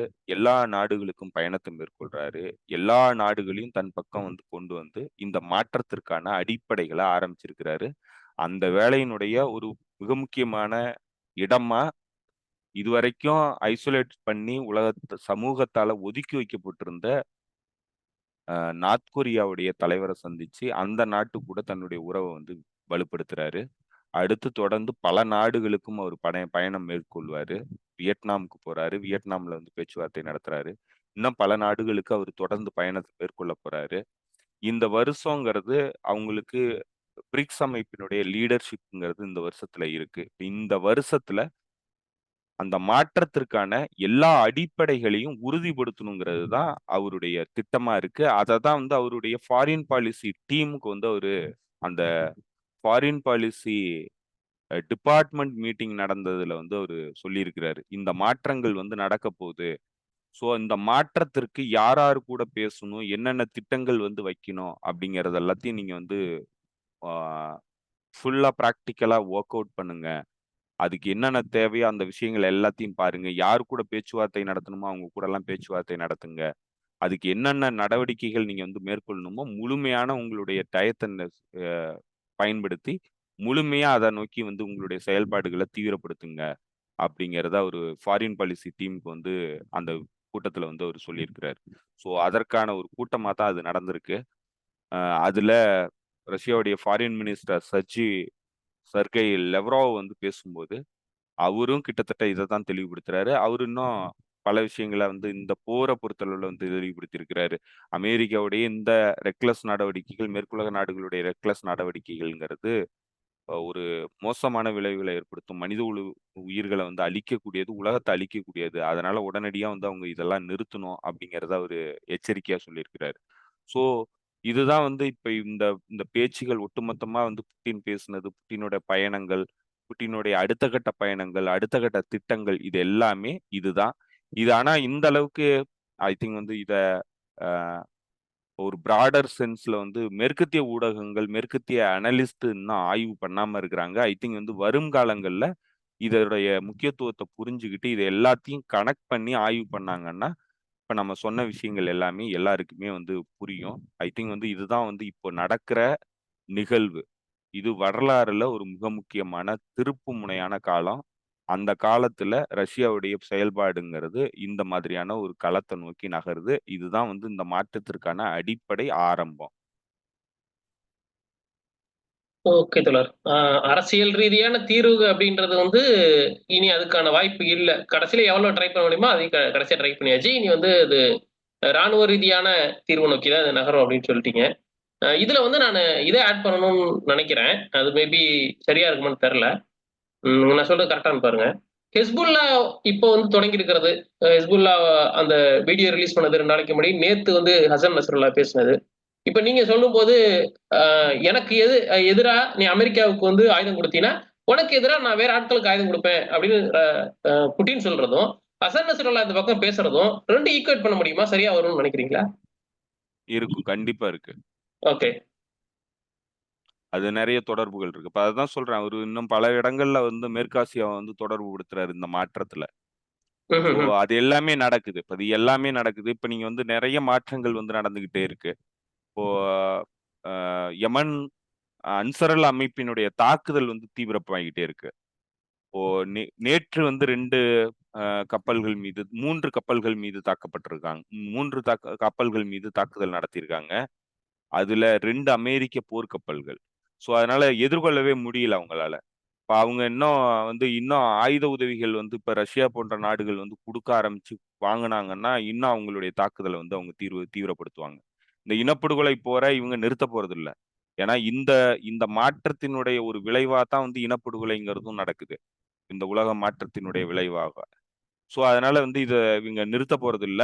இதுக்கு எதிர் நடவடிக்கைகள்ல ஹெஸ்புல்லா ரொம்ப தீவிரமாக ஆரம்பிச்சிருச்சு. அவங்க வந்து கம்ப்ளீட்டா இஸ்ரேல வந்து மேப் அவுட் பண்ணிட்டாங்க. அவங்களுடைய ஹைலி சென்சிட்டிவ் டார்கெட்ஸ் எல்லாத்தையுமே வந்து கேப்சர் பண்ணிட்டாங்க. எல்லாத்தையும் வந்து வீடியோ எடுத்து அத வெளியிட்டுட்டாங்க. இப்ப இது டிட்டரன்ஸ் பாலிசி அவங்க வச்சாங்க. ஆனா இஸ்ரேல் வந்து அத அ அந்த அந்த ஸ்ட்ராட்டஜிய வந்து உடைக்கணுங்கிறதுக்காகவே போர ஆரம்பிக்கிறதுக்கு தயாரா இருக்கு. போர ஆரம்பிக்க போகுது. ஸோ சீக்கிரமா வந்து போர் வந்து ஹெஸ்புல்லாவுக்கும் இவங்களுக்கும் ஆரம்பிக்க போகுது. அதுல ரஷ்யாவுடைய தலையீடுங்கிறது பெருமளவுக்கு இருக்க போகுதுங்கிறத தான் வந்து இப்ப தெளிவுபடுத்துறாங்க. அதுல வந்து பெருமளவுக்கு ரஷ்யா வந்து தலையிட போகுது. பெருமளவுக்கு உதவிகள் பண்ண போகுது. லாங் ரேஞ்ச் மிசைல்ஸ் வரைக்கும் வந்து குடுக்க போகுது. இன்னும் பல்வேறு சிரியா பகுதிகள்ல இருக்கிற அமெரிக்க ராணுவ தளங்கள் மீது தாக்குதல் நடத்துறதுக்கு ரஷ்யா வந்து உதவி பண்ண போகுது. ஸோ இப்படி பல்வேறு இடங்கள்ல ரஷ்யாவுடைய உதவிங்கிறது இனிமே வெளிப்படையா நடக்கும். எந்தவித மறைமுகமும் இல்லாம வெளிப்படையா நடக்கும். இன்னைக்கு அவங்க வந்து யுக்ரைனுக்கு எப்படி எந்த வித மறைமுகமும் மறைமுகமா இல்லாம நேரடியா உதவி பண்றாங்களோ, அதே மாதிரியே இப்ப ரஷ்யா வந்து தன்னுடைய நடவடிக்கைகள வந்து ஆரம்பிக்க போகுது. அதுதான் வந்து அடுத்த கட்டமா நடக்கும். ஓகே, ஓகே தோழர். இதத்தான் நான் போன தடவ நம்ம பேசியிருந்தோம்னு நெனைக்கிறேன். ஏன் வந்து அந்த வான் பாதுகாப்பு சாதனம் லெபனான் வாங்கல அப்படின்னு ஒண்ணு பேசினோம். அதுக்கு நெறைய பேக் ட்ராக்ல இருக்கக்கூடிய அரசியல் காரணங்கள சொல்லியிருந்தீங்க. இது அதையெல்லாம் தாண்டிறணும். அப்போ இந்த இடம் நகரும்போது, அ அரசியல் அப்படின்றத தாண்டி இது ராணுவ ரீதியான ஒரு இடத்துக்கு போயிரும். அதேபோல நேத்து ஹசன் நஸ்ரல்லா பேசுனதுல, நீங்க சொன்ன மாரி இது மிக கவனிக்க வேண்டிய ஒரு விஷயம். நான் கூட அதுல டெலிகிராம்ல எழுதாம விட்டுட்டேன். சைப்ரஸ வந்து ஏன் அவரு நோட் பண்ணி சொன்னாரு அப்டின்னா, சைப்ரஸ்ல இருந்து தான் வந்து ஏமன் மேல அவங்க நைட்டோட நைட்டா தாக்குதல் நடத்துனாங்க. அது எனக்கு நல்லா ஞாபகம் இருக்கு. அந்த மேப் அந்த ஃபோட்டோ கூட நான் காட்டுறேன். அவங்க சைப்ரஸ் இன்னைய வரைக்குமே அங்க இருந்து தான் தாக்குதல் நடத்துறாய்ங்க. அ அதனால தான் அவரு அத கரெக்ட்டா பாயிண்ட் அவுட் பண்றாரு. "நீ சைப்ரஸ பயன்படுத்துன அப்டின்னா, சைப்ரஸ நான் காலி பண்ணிருவேன்" அப்டின்னு. உடனே அவங்களுடைய பிரதமர் வந்து இன்னைக்கு காலையில பேசியிருக்காரு. சைப்ரஸ் வந்து அமைதி, வளம் இத மட்டும் தான் ஃபாலோ பண்ணணுமே தவிர, மத்த யார் கூடயும் நாங்க சண்ட போடுற இதுல நாங்க இல்ல. எந்த ஒரு பிராந்திய ரீதியான கான்ஃப்ளிக்ட்குள்ளயும் நாங்க போக மாட்டோம் அப்படின்னு சொல்லி அவர் காலைல சொல்லியிருக்கிறாரு. அது எந்த அளவுக்கு வாய் வார்த்தையா இருக்குமா? இல்ல இது இதாவே நடக்குமா? ரியாலிட்டியா நடக்குமான்றத பொறுத்து தான் பார்க்கணும். இல்ல இன்னொரு அந்த சைப்ரஸ பொறுத்தளவுல, ம். சைப்ரஸ் வந்து இவங்களுக்கு அ பிரிட்டனுக்கு தான் வந்து தளம் குடுத்துருக்காங்க. ஓகே. அது வந்து அவங்களுடைய அந்த காலனியல் காலத்திலிருந்து வந்து அவங்க அந்த தளத்த வந்து ராணுவ தளத்த வந்து வாங்கியிருக்கிறாங்க. ம்ஹ்ஹ்ம். ஸோ அதுதான் வந்து இவங்க வாங்கியிருக்கிறாங்க. ஆனா இவங்க வந்து இந்த இஸ்ரேலுக்கு உதவி பண்றதுக்கு அங்க இந்த தளத்த வந்து பயன்படுத்தக்கூடாது. ஆமா. கரெக்ட். அது அக்ரீமெண்ட் கிடையாது. Okay, Cyprus okay. கூட போட்ட அக்ரீமெண்ட்ல வந்து இஸ்ரேலுக்கு மற்ற நாடுகளுக்கு வந்து நீங்க அ உதவி பண்றதுக்காக அந்த மிலிட்டரி தளத்த பயன்படுத்தக்கூடாது. உங்களுடைய நலனுக்காக மட்டும் தான் நீங்க வந்து பயன்படுத்தணும். ஆனா, ம், ம். அந்த அக்ரீமெண்ட் எல்லாம் வந்து இது பண்ணிட்டு, இப்ப இன்னைக்கு வந்து பிரிட்டன் வந்து இது தவறுதலா வந்து அதாவது தவறா வந்து இயங்குது. ஏமாத்தி இயங்குது. ஸோ, இது ஒட்டுமொத்தமாவே வந்து இது இப்ப கடைசியா வந்து யாருக்கு பிரச்சனைய உருவாக்குதுன்னாக்க, சைப்ரஸ்க்கு பிரச்சனைய உருவாக்குது. ஆமா. இது ஏன்னா, இப்ப எதுலயுமே சம்மந்தம் உங்களுடைய தளத்த பயன்படுத்தி எங்க மீது தாக்குதல் நடத்தினா, நீங்க லெஜிட்டிமேட்டான டார்கெட் ஆவீங்கங்கிறது தான் இப்ப அங்க வருது. ஆமா, இப்போ ஆமா. பிரிட்டனுடைய அவங்களுடைய தொடர்ந்து உலகத்த வந்து அவங்க பயன்படுத்துற விதம்ங்கிறது, அவங்க காலம் முழுக்க உலகத்தினுடைய மிக மோசமான ஒரு நாடுன்னா பிரிட்டன். அந்த நாடு வந்து தொடர்ந்து நூற்றாண்டுகளா உலகத்த வந்து ரொம்ப கேவலமா நடத்துது உலகத்த. எல்லா நாட்டையும் கேவலமா நடத்துது. ஸோ அந்த இதுல தான் வந்து இந்த இந்த பிரச்சனையும் வந்து வருது. இத வந்து அவங்களுக்கு வேற வழி கிடையாது. அ அவங்க அவங்க அவங்க வந்து மாட்டிக்கிட்டாங்க சைப்ரஸ் இதுல. ம், ம், ம், ம். ஓகே இதுக்கு பார்க்கலாம். அமெரிக்காவுக்கும் குடுக்குறாங்க. அமெரிக்காவுக்கும் இந்த தளத்த குடுக்குறாங்க. அமெரிக்காவுக்கு குடுக்கக்கூடாது ஆக்சுவலா பிரிட்டன். ம், ம். அதனால தான் அத பாயிண்ட் அவுட் பண்ணி கரெக்ட்டா சொல்ட்டாரு அவரு. ஏன்னா வந்து ஆ அடுத்து இவ்வளோ இங்க இருந்து ஏமன்ல போய் அடிச்சவங்க, நாளைக்கு இங்க வச்சு நம்மளே பக்கத்துல அடிப்பாய்ங்க. அப்படின்றது தான் அவரு இப்பயே கண்டிப்பா பாயிண்ட் அவுட் பண்ண அடிப்பாய்ங்க. சொல்றாரு. பாயிண்ட் அவுட் பண்ணி பேசணும். கண்டிப்பா பயன்படுத்துவாய்ங்க. Okay, okay, okay. பார்க்கலாம் தோழர். இது எப்படி நகருதுன்னு பார்க்கலாம் அடுத்தடுத்த நிகழ்வுகள். பேசுவோம். ஆ வேற ஏதாவது தோழர்கள் சொல்ல வேண்டியது இருக்கா நீங்க? ஆ இல்ல தோழர். இதுவே நீண்ட உரையா போயிடுச்சு. சரி ஓகே பரவால்ல. அடுத்து அடுத்த இதுல பேசிக்கலாம். ஓகே, ஓகே தோழர். மீண்டும் சந்திப்போம் தோழர்களே. உங்களுக்கும் மிக்க நன்றி செந்தில் தோழர். நன்றி தோழர். தோழர்களுக்கும் நன்றி. மீண்டும் சந்திப்போம். அந்த Telegram, Instagram மட்டும் லிங்க் இருக்கும். அத ஃபாலோ பண்ணிக்கங்க. ஏதாவது கேள்விகள் இருந்ததுன்னா அதுல கேளுங்க. பேசுவோம். நன்றி, வணக்கம்.